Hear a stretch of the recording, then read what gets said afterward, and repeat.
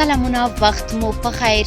تاسې ته له زیرو نیوز 24 څخه د نن ورځې د مهمو خبرونو ټولګې ته ښه راغلاست ویو.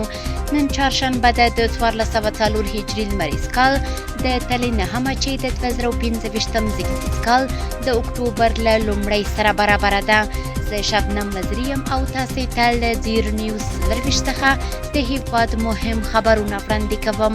خو په سر کې د مهمو خبرونو سرټکي: افغانستان کې د انټرنیټ او مخابراتي شبکو فعالېدل.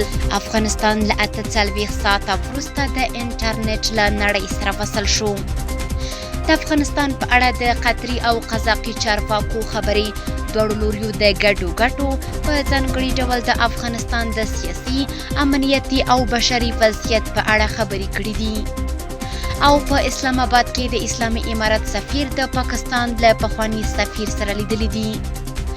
د خبرونو تفصیل: افغانستان له 48 ساعته وروسته د انټرنیټ له نړۍ سره وصل شو. انټرنیټ او مخابراتي شبکو خدمات چې د اسلامي امارت مشر ملا هیبت الله اخوندزاده په امر پرې شوي وو، د یو شمېر رسنیو د راپورونو له مخې د ریاست الوزرا ملا حسن اخوند په امر له 3 ورځني ځنډ وروسته بیرته فعال شول. بل لور د افغانستان لپاره د امریکا پخواني ځانګړي استازي زلمي خلیلزاد په افغانستان کې د مخابراتي شبکو او انټرنیټ پر بیا ځلي فعالېدو خوښي ښودلې. له دې وړاندې نوموړي پر خپله ایکس پاڼه لیکلي وو چې نن شپه به انټرنیټ بیرته فعال شي او هیله یې څرګنده کړې وه چې واقعا هم داسې وشي. دا په داسې حال کې ده چې د انټرنیټ او مخابراتي شبکو بندېدل د هیواد دننه او بهر هیوادوال له ګڼو ستونزو سره مخ کړل. هیواد کې بانکي، ګمرکي ادارې او د هیواد دننه او بهر د هیوادوالو ترمنځ اړیکې له خنډ او ځنډ سره مخ شوې، ترڅنګ یې بهر ته الوتنې هم وځنډېدلې. د کام ایر هوایي شرکت له 2 ورځني ځنډ وروسته د الوتنو له پیلېدو خبر ورکړی دی. د کام ایر هوایي شرکت په یوه خبرتیا کې ویلي چې د افغانستان د انټرنیټ او مخابراتي خدماتو له بیرته فعالېدو سره د کام ایر ټولې الوتنې به سبا د اکتوبر په 2مه نیټه بیرته پیل شي. دا په داسې حال کې ده چې په هیواد کې د انټرنیټ او مخابراتي شبکو له بندېدو سره الوتنې هم له خنډ او ځنډ سره مخ شوې وي.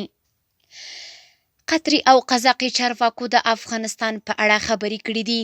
د قطر بهرنیو چارو وزارت په خبره کړې خبرپاڼه کې ویلي چې د دغه هیواد د بهرنیو چارو وزیر ځانګړي استازي فیصل بن عبدالله الهنصاب قزاقستان ته د خپل سفر پر مهال د یاد هیواد ولسمشر ځانګړي استازي یرکن توکوموف سره د افغانستان په اړه خبرې کړې دي.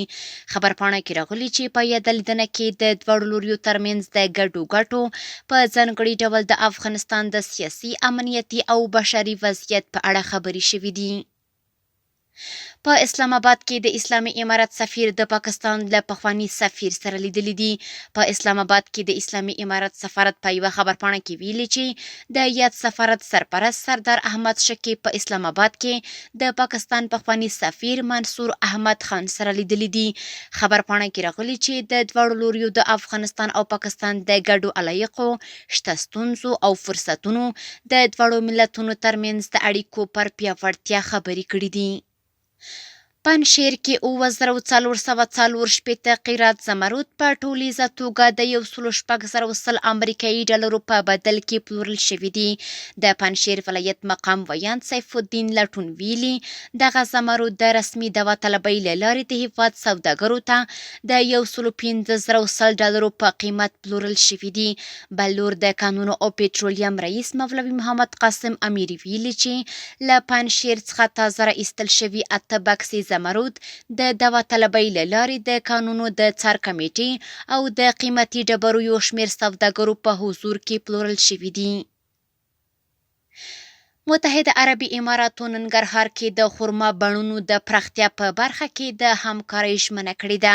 د ننګرهار والي مولا محمد نعیم اخوند د افغانستان لپاره د متحده عربي اماراتو د 3 میاشتې رئیس حمود العفاري سره لیدنه کې العفاري په دې ولایت کې د خرما بڼونو د پراختیا په برخه کې د همکارۍ ژمنه کړې. د ننګرهار ولایت د رسنیو دفتر ویلي چې د ننګرهار والي د ختیځ زون سربیره، کندهار، هلمند، بخارا، خوست او یو شمېر نور ولایتونه د خرما د ودې او ثمر ته رسیدو لپاره مناسبیت کړي چې سږکال به له دې ولایت څخه د خرما شاوخوا 9000 نهالونه نورو ولایتونو ته ولیږدول شي او هلته به هم د خرما بڼونه جوړ او د وخت په تیریدو سره به انکشاف ورکړل شي. بل لور د ننګرهار وادي کرنیز شرکت رئیس سید محمد نعیم محمدي ویلي چې اوس مهال د خرما په بڼونو کې 3900 بوټو 6 ډوله میوې ورکړي چې د رڼې بولۍ له لارې پلورل شوي او بازارونو ته په وړ بیه وړاندې شوي دي. نوموړي د متحده عربي اماراتو له پلوي غوښتنه کړې تر څو دوی سره د کرنې او بڼوالۍ په برخه کې لازمي مرستې وکړي. افغانستان لپاره د متحده عربي اماراتو د سرې میاشتې رئیس ویلي چې په متحده عربي اماراتو کې به اړونده شرکتونو سره وړاندیزونه شریک او لازمه مرسته او همکاري به جلب کړي. کورني خبرونه هم دومره و. د نړیوالو او سپورټي خبرونو لپاره زموږ پاڼې وڅارئ په خپل رسنیو باندې فیسبوک، انسټاګرام، ایکس یا پخوانی ټویټر، یوټیوب او ټیک ټاک زموږ خبرونې خوښئ او موږ تعقیب کړئ. ادرس یې 0 نیوز 24 تر سبانۍ خبرونې د الله په امان.